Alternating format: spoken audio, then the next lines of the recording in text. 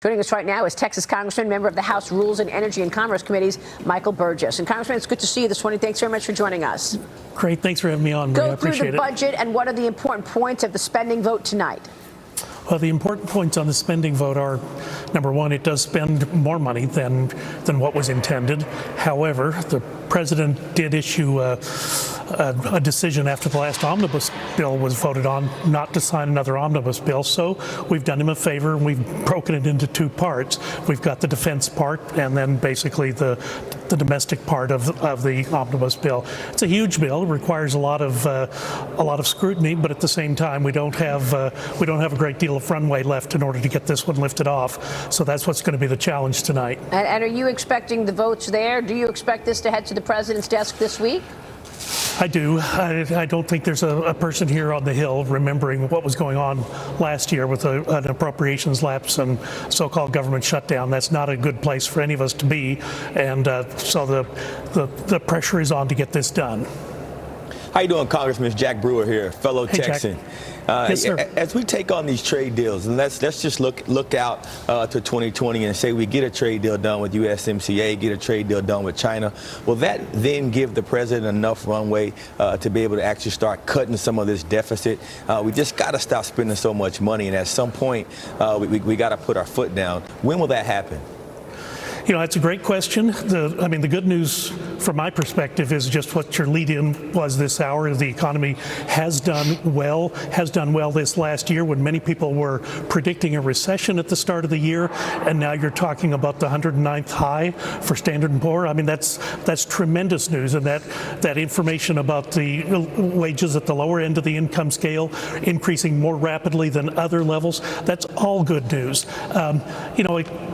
2 years ago, we tried to cut $800 billion from the entitlement program at the revamping of the health care law with slowing down the growth of the Medicaid expansion, not ending it, but just slowing it down. And it was $800 billion of entitlement reform that passed in the House, and unfortunately, the Senate walked away from it. That's really where, if we're going to achieve any sort of sanity in federal spending, it has to be in the mandatory spending. Those dollars that we never even touch as elected members of Congress, they're on autopilot. We have to figure out a way to bring those back into our world, and realistically we'll have to vote yes or no on those things. It'll be tough. There'll be some tough decisions that have to be made, but we're going to have to do that. Congressman, it's Dagan McDowell. Are your constituents asking you about not just the debt, but the $1 trillion annual budget deficit that we're running right now that has turned into a Democratic talking point? But again, are your constituents concerned about it?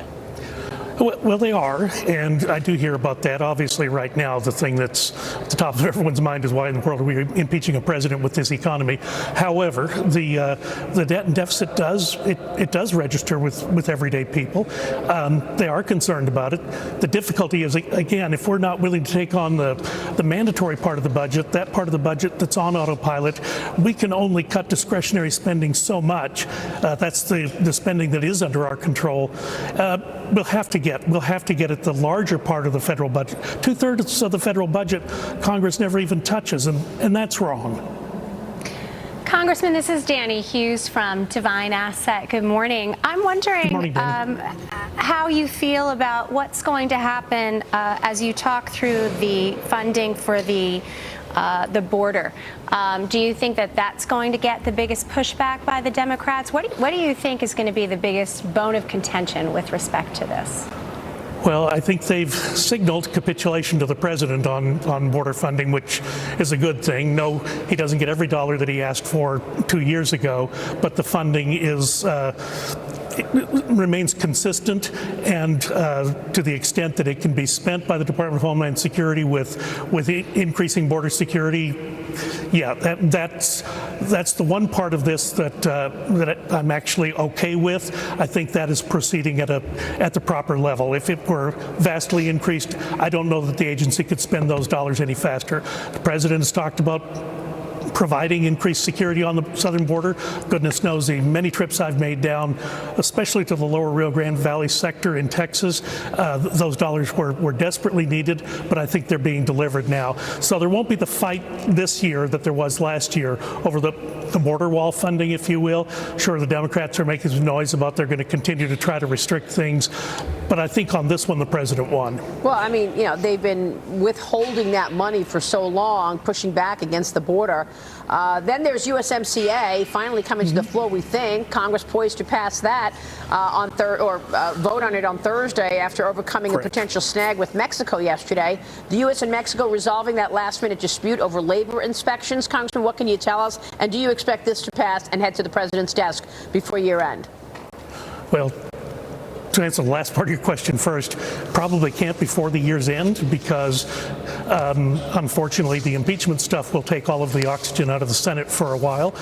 We'll pass the USMCA, I predict, by the end of this week. The Senate will take it up sometime early next year after they finish the trial if the Congress votes on articles of impeachment, which we shouldn't, and I'll stipulate that at first, but right now there doesn't seem to be a way to slow that particular train down. USMCA, we had plenty of time to work on that during the year. It was almost as if the Democrats did not want to give the president a win this year. It looks like he is going to get that win, and that's a good win for the American people. Probably 1% added to the GDP because of that trade deal. Probably between 175,000 and 500,000 new jobs that will be created as a result of that deal. Those are pretty good numbers, and they will accrue to the president's benefit. I guess that's why they've been slow to bring that to the floor. I'm still looking at some parts dealing with intellectual property and how that's handled. Some aspects of how, you know, the newer medicines that are developed this country is the crucible of innovation. Those biologic compounds that are developed in this country, I want to make sure that those businesses, those industries are treated fairly. But realistically, USMCA just has to get done. Yeah, we're going to be talking about that this morning with Bob Lighthizer. Real quick before you go, Congressman, how many Dems do you think will vote no on impeachment? Do you think a lot of your colleagues on the left are all united, or do you think we'll get some no's? I think you will see some no's, and I think just like on the lead into this, the authorization for the impeachment inquiry, there were 2 Democratic no's. Right. All Republicans were united against it. I think those are going to be a similar numbers that you'll see on this. I've been surprised, honestly, at some of the Democrats who've now come out and said they're going to vote for impeachment. Clearly, very unpopular back in their districts, right. And it's going to be a difficult platform on which to run a year from now. So God bless them if that's the way they think this country wants to go. It's not the impression that I get. I think people want to see us pay attention to the economy. People want to see us pay attention to Mexico and now China on the trade deals. They don't want to see us spending all of our time doing this. And quite honestly, we've got so much information this week to sift through. It is actually unconscionable, really, the number of pages of stuff that we've just got to look at because we've done nothing else all year. Especially since we know how this is ending, I assume, in the Senate. It's going to be acquitted. I think you're right. Congressman, it's good to see you this morning. Thank you. Great. Thank Congressman you. Michael Burgess there. Stay tuned. I'll be speaking with U.S. Trade Representative Robert Lighthizer.